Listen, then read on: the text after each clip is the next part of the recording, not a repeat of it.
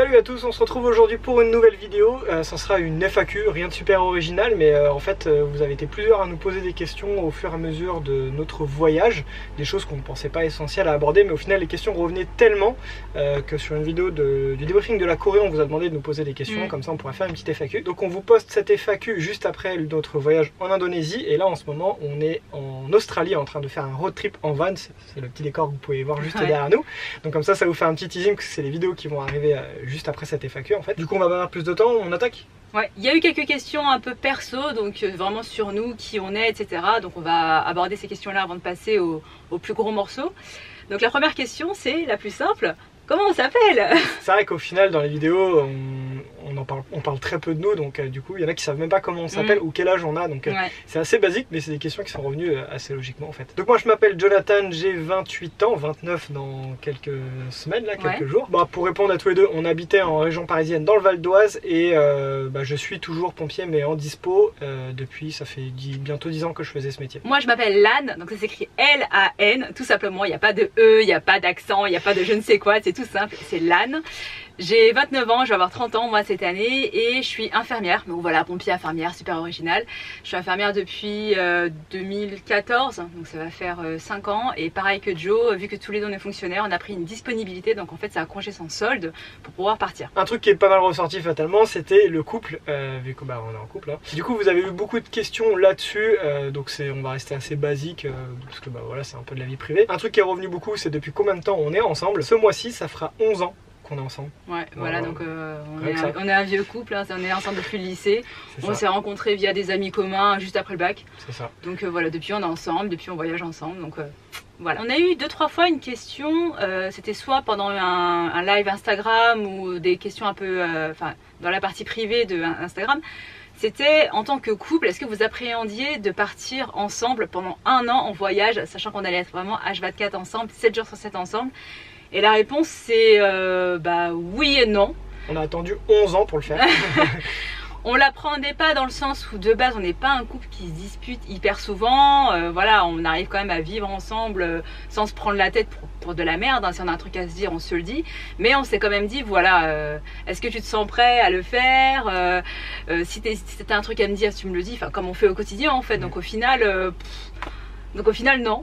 Voilà, on s'est dit que si jamais il fallait qu'on casse pendant le voyage, bah tant pis, on prend le risque, hein.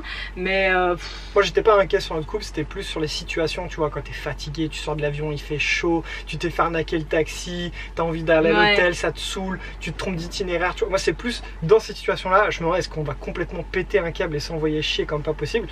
Non, en fait ça va, on pète un peu un câble mais ça reste raisonnable, donc du coup, ça se passe bien. Pas plus que quand on voyageait de manière occasionnelle avant, quoi. Je veux dire, sur le coup, tu me fais chier, bah c'est bon, c'est fini, quoi. Voilà. Et le troisième thème qui est abordé, évidemment, le gros thème de notre chaîne, hein, c'est celui du voyage. La majorité des questions concernent en fait notre voyage, notre tour du monde en 1 an. Première question, c'est le budget pour ce voyage. On y a déjà répondu plusieurs fois pendant des lives Instagram. Mais on vous le redit, comme je l'ai dit précédemment, on a pris tous les deux une disponibilité au boulot, donc c'est-à-dire un congé sans solde. Donc en fait c'est pas de salaire mensuel qui nous paye ce voyage-là, parce qu'on n'a plus de salaire. C'est vraiment nos économies.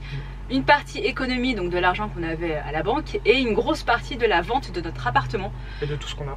Et d'une grosse partie de nos affaires, parce que c'est ce qu'on a fait juste avant de partir. On a vendu notre appartement qui nous a ramené du coup de l'argent, la voiture de Joe, ta moto, quelques affaires qu'on a mis sur le bon coin, etc. Et tout ça cumulé, c'est notre budget vraiment pour l'année. Donc on sait quel budget on a. C'est un budget d'environ 30 000 euros. Et comment on a décidé ce budget? Parce que la question nous a été posée aussi. On s'est pas dit, bah tiens, on a besoin de 30 000 euros. On s'est juste dit, bah on a 30 000 euros, donc on fait avec. Voilà. On s'est dit que c'était pas mal au final, parce que techniquement, on voyage pas vraiment 1 an. On fait plus 10 mois. Parce qu'on est parti de la France, c'était déjà mi-janvier. Et on reviendra en France courant décembre, mais pas fin décembre. Et en août, en plus, on revient. pendant 3 semaines à peu près, même si on aura des dépenses à ce moment-là. En août, on revient pour Joe qui fait l'UTMB pour des raisons personnelles, etc. Donc cumulé, en fait, on va vraiment voyager 10 mois et demi, quoi. Donc ça fait un budget d'à peu près 3000 € par mois, qui est pas mal, surtout quand tu fais des pays d'Asie du Sud-Est qui coûtent pas trop cher. Et ça te permet du coup de compenser sur d'autres pays qui vont te coûter plus cher. Donc c'est une moyenne de 3000 € par mois. Justement, une question qui revient par rapport au budget, c'est est-ce qu'on le respecte et comment le respecter. C'était très difficile, surtout les premiers mois, parce que tu sais pas trop où tu vas. Quand on a quitté la Thaïlande au bout de 2 semaines et qu'on a fait le point sur ce qu'on a dépensé, on s'est demandé si on s'était pas un peu enflammé. Au début, c'est très difficile donc de jauger, de savoir où tu en es et tout. Donc je vais pas dire qu'il faut se laisser vivre, mais bon, faut faire attention, tu profites. Après, nous on était d'accord sur un point et je pense que c'est important avant de partir d'éclaircir ça avec ton compagnon de voyage. On s'était dit on préfère voyager à fond, kiffer notre voyage, quitte à rentrer au bout de 6 mois, mais par contre de se dire voilà, on a profité de ouf. Donc c'est pour ça, au début on n'a pas fait trop attention au budget. On fait attention dans le sens où quand on cherche des hôtels, voilà, on se prend pas celui à 100 € la nuit, quoi. Voilà, bien sûr. En fait, pour rejoindre ce que dit Lan par rapport aux hôtels, on se fait plaisir dans le sens où on prend une certaine gamme. Donc nous, par exemple, on veut toujours être une salle de bain privative, être que tous les deux, que ça soit un minimum propre et tout. Si jamais tu veux faire attention à ton budget, vraiment, tu vas dans une auberge de jeunesse, dans un dortoir où tu payes 4 € la nuit. Bon bah voilà, c'est sûr que ça coûte carrément pas cher, mais en couple, bah, c'était pas trop notre délire, donc on préfère payer des fois 30 €, 20 ou 30 € la nuit, mais être que tous les deux, avoir notre douche, notre confort. Donc c'est là-dessus qu'on s'est fait entre guillemets plaisir, c'est pas un plaisir de ouf, mais c'est quand même agréable. Et voilà, donc il faut faire attention parce que ça peut vite monter, les chambres, les repas, etc. Sur la question de est-ce qu'on respecte notre budget, encore une fois c'est difficile à dire parce que nous on n'a pas tellement planifié notre année de voyage. On savait plus ou moins les destinations qu'on allait faire, mais on ne sait pas exactement combien on va dépenser dans ces pays-là. On pensait pas que on allait faire l'Australie déjà de base. Et le fait de l'avoir fait, ça nous a rajouté la location du van, ça nous a rajouté ceci, cela, machin, nan. Mais il y a des pays qu'on a aussi retirés. Et comment tu fais ton budget dans un pays, c'est difficile à dire. Là, on sait qu'en Australie, on va se payer un saut en parachute, donc ça va nous coûter une blinde. On savait qu'au Vietnam, on serait avec la famille et qu'on n'aurait pas beaucoup de dépenses. Donc tu sais que ces pays ne vont pas te coûter cher. Là, au point où on en est, c'est-à-dire juillet 2019, par rapport à ce qu'on a prévu jusqu'à la fin de l'année, on pense avoir suffisamment pour terminer. Et faire tout ce qu'on veut. Voilà. Surtout. Parce qu'en fait c'est pareil, il y a plein de surprises, de mauvaises surprises d'ailleurs en général quand on parle de financier. Et du coup on n'est pas à l'abri qu'au mois de novembre il y a des impôts surprises qui nous tombent dessus, je dis n'importe quoi, mais si c'est 2000 balles d'impôts qui nous tombent dessus, ça remet un peu en cause certaines activités, certains trucs. Donc après par rapport au budget, quelque chose aussi qui peut être important, et nous on sait qu'on l'a, c'est le soutien de la famille. Oui. Parce que ça fatalement, si tu l'as, ça te met un confort vraiment extrême. On sait que si jamais on a une galère financière, notre famille peut éventuellement nous aider et on remboursera plus tard. Et effectivement, si t'as pas ta famille là-dessus et que t'as une galère, ça peut vite être la fin du voyage. On a eu une question très pertinente, il me semble que c'était sur Instagram, enfin je sais plus. C'était est-ce que c'est pas pénible de devoir payer tout le temps pour tout? La nourriture, les déplacements, le logement, etc. La réponse est oui. Franchement oui, pour la majorité des pays, mais surtout les pays d'Asie, je sais pas pourquoi, t'as l'impression de sortir ton porte-monnaie tout le temps.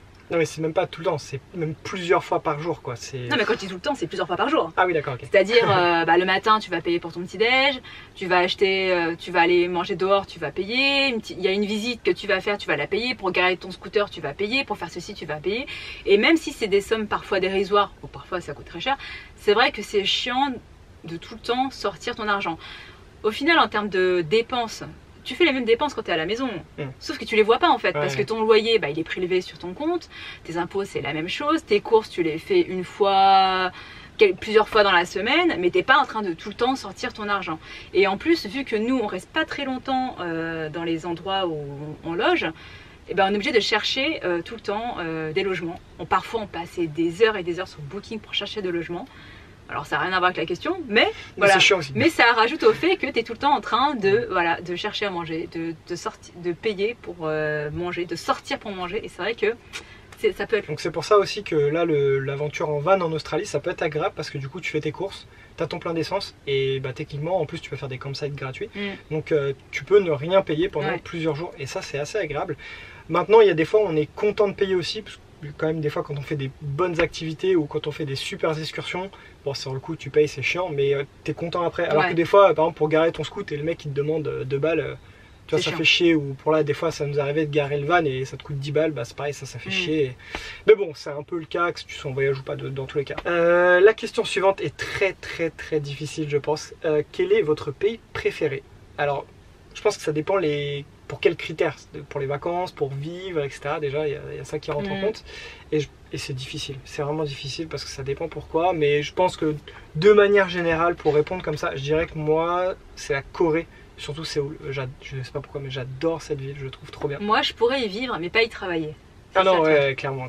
Donc, si on devait avoir tous les critères, c'est-à-dire y vivre, vraiment vivre, voilà, les saisons, les activités, y travailler, tout ça accumulé, moi j'irais peut-être l'Australie pour l'instant. Ouais, peut-être l'Australie, c'est vrai que c'est plutôt agréable. Après, on n'a pas fini notre voyage, il nous reste encore 2 pays à faire, mais de tout ce qu'on a vu, déjà moi j'exclurais quasiment tous les pays d'Asie à cause du climat.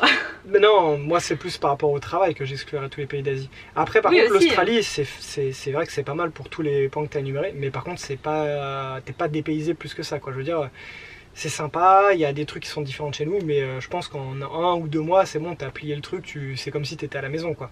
Je sais pas, est-ce que tu devrais au quotidien être tout le temps dans un endroit qui est complètement différent de là d'où tu viens? Tu te devrais vivre comme ça? Je sais pas, est-ce que est-ce qu'il n'y a pas des choses qui te manqueraient de la maison? Si, mais c'est bon, tu peux faire des vacances de temps en temps. Ou tu peux... Nous, on le fait pas, acheter du fromage, tout ça, c'est ce qui nous manque. Mais demain, si tu y habites vraiment, tu peux t'acheter un fromage de temps en temps, ça va. Ah, moi, je parle pas que de ça, mais je sais pas. Moi, je serais plus à un pays occidental. Donc, pour moi, ce serait l'Australie. Je sais pas. Pour les raisons que tu as dit, s'il fallait travailler, effectivement, je préférerais aussi à l'occidental. Par contre, si on n'a pas besoin de travailler, pour X ou Y raison, la Corée, ou peut-être Taïwan, avec Taipei. J'ai vraiment beaucoup aimé cette ville, c'était très bien. Et puis même Taïwan, c'est hyper cool, c'est plein de nature, c'est cool. Mais si jamais on devait répondre à la question quel a été votre pays préféré pendant ce voyage, uniquement en termes de visite, de tourisme, en fait je sais pas, j'ai adoré tous les pays moi. Bah ouais, en fait ils ont tous été sympas sur plus ou moins certains, ça dépend ce que tu veux, si tu veux des plages paradisiaques ou si t'as aimé les visites culturelles ou si t'as aimé... chaque pays avait son truc quoi. Franchement, c'est pas parce que c'est ton pays hein. Mais je pense que peut-être au niveau diversité, après c'est un pays dans lequel on est quand même resté pas mal de temps, mais je pense que le Vietnam, ça fait partie du top parce que ça soit sud, milieu ou nord, c'était complètement différent pour un même pays et il y a plein de choses à faire et c'est jamais répétitif. Tu vois, la Thaïlande, c'est ce que je pourrais un peu reprocher, c'est que des fois c'était un peu répétitif. Le Vietnam, pas du tout. J'ai autant aimé le sud que le milieu que le nord, le road trip à Baekhan et tout. Enfin, je pense que c'est de toute façon, c'est un de mes meilleurs souvenirs là à Gangneung. Donc voilà, avec ça, vous faites une réponse. Voilà, débrouillez-vous. On a une question qui a déjà été posée, mais comme beaucoup de questions d'ailleurs, mais c'est pas grave, on regroupe tout ici. Quel a été le déclencheur pour vous lancer dans cette année de voyage? Bah moi, je vais pas mentir, c'est mon taf. Enfin, c'est pas que ça. En fait, si on prend vraiment historiquement, hein, je sais pas si ça se dit. Moi je voulais partir voyager 1 an en fait, à la base c'était vivre 1 an à l'étranger que je voulais, donc le Canada. C'est un pays qui m'attirait beaucoup parce que c'est francophone, j'aime le hockey, etc. Sauf que là n'était pas hyper chaude à l'idée de travailler à l'étranger, chose que je peux carrément comprendre parce que elle aurait pu faire infirmière au Canada, mais c'est des conditions complètement différentes. Et du coup j'arrêtais pas de la bassiner, viens on va vivre à l'étranger, même si c'est pas le Canada, ailleurs et tout, mais c'était le contexte vraiment travailler qui te posait problème toi. Bah ouais, parce que alors ok, tu vas vivre et travailler dans un pays qui est magnifique, mais le truc c'est que tu auras les mêmes horaires, les mêmes jours de congé qu'en étant en France, donc au final tu n'as pas le temps de voyager dans le pays où tu vas être. Donc quel est l'intérêt d'aller à l'étranger si c'est pour au final faire métro boulot dodo et ne pas avoir le temps de voyager? Et du coup on en discutait, on essayait de trouver une solution et après pas mal de discussions, l'idée qui est ressortie, je crois que c'est même toi qui as eu l'idée, et c'était de partir 1 an en fait en voyage tout simplement. Moi je voulais vivre à l'étranger, ça impliquait du coup de travailler parce qu'on partirait sans économie, et là de partir 1 an de voyage ça impliquait d'avoir des économies, enfin trouver de l'argent en tout cas, et comme on avait cette solution dans l'appartement etc, au final c'est devenu une solution viable. Avec nos tafs on pouvait poser une dispo, donc ça avait aucune répercussion sur notre travail. Et du coup l'idée est venue de là et ça a été amplifié par le fait que moi j'en avais un petit peu marre de mon travail et que j'avais envie de faire une pause parce que ça fait quasiment 10 ans que je fais ça non-stop, donc j'avais besoin d'une petite année de pause, ça fait du bien. Et en fait le truc c'est que quand tu as des projets comme ça peut rester en suspens pendant des années, comme je sais pas, tiens on va aller faire tel voyage, on va aller faire telle activité, ouais un jour faudra qu'on fasse ça, qu'on revoie telle personne, mais le truc c'est que tant que tu poses pas une date et que tu lances pas les démarches, et tu le fais jamais. C'est ça. Du coup on s'est dit Alors je sais même plus quand est-ce qu'on s'est dit vraiment vas-y on le fait. Je crois que c'était il y a... Ça doit être février ou mars de l'année dernière. Non, même avant ça. Ouais, c'était en revenant du Canada. Ah peut-être, ouais. Et on s'est dit, tu sais quoi, on le fait. Je me souviens, on était posé au restaurant, on s'est dit vas-y, qu'est-ce qu'on fait maintenant? On adore voyager, mais qu'est-ce qu'on fait maintenant? Vas-y, c'est parti, on pose tout. Et on s'est dit, mais quand? Janvier 2019, l'année de mes 30 ans, voilà, c'est parti, on y va. Et de là, c'est parti. Et effectivement, on a eu le courage de le faire parce qu'on aurait pu en discuter et même se dire allez, on est chaud, on le fait, on fait, puis de jamais lancer les démarches. Et j'ai même eu peur pendant un moment que ça se passe un peu comme ça parce que juillet, août, les dispos commençaient à se poser, mais c'était pas encore sûr alors que c'était dans 6 mois, donc il fallait peut-être un peu y aller, quoi. L'appartement n'était pas encore vendu, enfin c'était vraiment... Au final, on est parti, mais vraiment à l'arrache. Ouais, on est parti un peu à l'arrache. Mais ça sera peut-être pour une autre histoire. Mais du coup, au final, on a eu le courage de le faire et bah, aucun regret. Alors, une question qui est assez intéressante. Quels sont les sacrifices qu'on a dû faire pour arriver à faire cette année de voyage? Bah franchement, moi je vois pas beaucoup de sacrifices. Alors on sacrifie, je trouve que le seul sacrifice vraiment qu'on fait, c'est que tu mets ta vie techniquement un peu en stand-by pendant un an, donc tes relations sociales, si tu as des projets, moi qui cours, bah, toutes les courses que j'aurais voulu faire cette année, bah je peux pas. Donc c'est plus un stand-by en fait que vraiment des sacrifices, parce que nous vendre notre appart, on voit pas ça comme un sacrifice parce qu'on l'aimait bien, mais on s'en fout un peu. Puis en fait notre façon de voir les choses, c'est on travaille pas pour payer un crédit, quoi. Nous ce qu'on veut c'est profiter de la vie. Donc du coup un appartement, si on peut, on en rachètera un jour, et si on peut pas, tant pis, c'est pas grave. Donc on voit pas vraiment ça comme un sacrifice. Ma voiture, je m'en fous. On peut énumérer plein de sacrifices, mais pour nous, c'en est pas en fait. Le sacrifice financier, alors oui, tu peux te dire, bah, je claque toutes mes économies pour partir, mais au final, t'économises pourquoi dans la vie? C'est ça, pour profiter. Donc, donc c'est pour ça. Moi je trouve qu'il n'y a pas de vrai sacrifice. C'est plus, est-ce que tu en as envie et tu fais les concessions pour? Voilà, c'est plus des concessions que des sacrifices. Il peut y avoir un petit sacrifice que tu vas faire, c'est sur ton confort. Ah ouais, c'est vrai. C'est vrai que moi, de base, je suis pas quelqu'un de très aventurière. Je fais pas des randos comme Joe, en mode je dors dehors et tout. C'est vrai que ça peut être un peu des sacrifices, le confort, parce que bah, tu sais, ce petit confort de rentrer chez toi le soir quand t'es fatigué, de te mettre dans ton lit, ta douche, tu vois, c'est vrai que ce petit confort, bah, tu l'as plus, quoi. T'es dans un hôtel, des fois c'est un hôtel de merde parce que t'as mal choisi, t'as des vêtements qui puent parce que t'as pas trouvé de machine à laver, enfin... Mais c'est des petits sacrifices parce qu'à côté du voyage, c'est tellement plus enrichissant. Puis en plus, tout ça, on oubliera après. Sur le coup, c'est un peu chiant, mais après, ça passe. On a eu une question concernant les États-Unis parce qu'on vous a dit que ce serait le dernier pays qu'on allait faire cette année et surtout qu'on allait consacrer un bon moment. La personne qui nous a posé la question nous a demandé est-ce qu'on allait faire la côte est des États-Unis. Eh ben non, nous on va surtout s'attarder sur la côte ouest parce qu'on veut faire tous les parcs nationaux, les grandes villes de la côte ouest. On a vraiment le temps et le budget de pouvoir faire la côte est parce que la côte est tu le fais pas en 2 semaines. Là on a quasiment 3 mois pour le faire. Du coup c'est ce qu'on va faire. Voilà, on va louer un camping-car. Du coup ici en Australie c'est un petit avant-goût de cette aventure. Ça nous permettait de voir si au bout de 2 semaines si on pétait un câble, bon bah les États-Unis on aura peut-être changé. Ouais voilà quoi. Et pour vous l'annoncer un peu vite fait, on va cette fois louer un camping-car et on va faire sûrement 1 mois et demi, 2 mois dedans. En partant de San Francisco, en allant vraiment dans les terres, dans les parcs nationaux, en revenant sur Los Angeles, en partant à Las Vegas, voilà, vraiment tous ces états-là, on va les faire. C'est-à-dire que normalement, tu peux faire un road trip comme ça en 3 semaines à peu près, c'est faisable. Nous, on a vraiment envie de pouvoir rester posé plus si nécessaire, ou après on ira peut-être même ailleurs dans les États-Unis, peu importe. Et donc ouais, un bon mois et demi, normalement, on devrait faire ça. Ouais. Road trip en Australie se passe très bien et c'est hyper intéressant, donc faire la même chose aux États-Unis, je pense que ça va être vraiment super cool, quoi. Donc voilà, on espère avoir répondu à toutes les questions que vous avez posées. Si vous en avez d'autres, n'hésitez pas à les mettre en commentaire, on y répondra, soit en commentaire, soit dans une autre vidéo FAQ. J'espère que ça vous a plu, voilà, d'en apprendre un peu plus sur nous, parce que c'est vrai que dans les vidéos on dit pas grand chose, voilà, chose faite, on corrige le tir. Et puis bah écoutez, si nos aventures vous plaisent, n'hésitez pas à vous abonner, et puis bah on se retrouve à très bientôt pour un prochain voyage. Salut!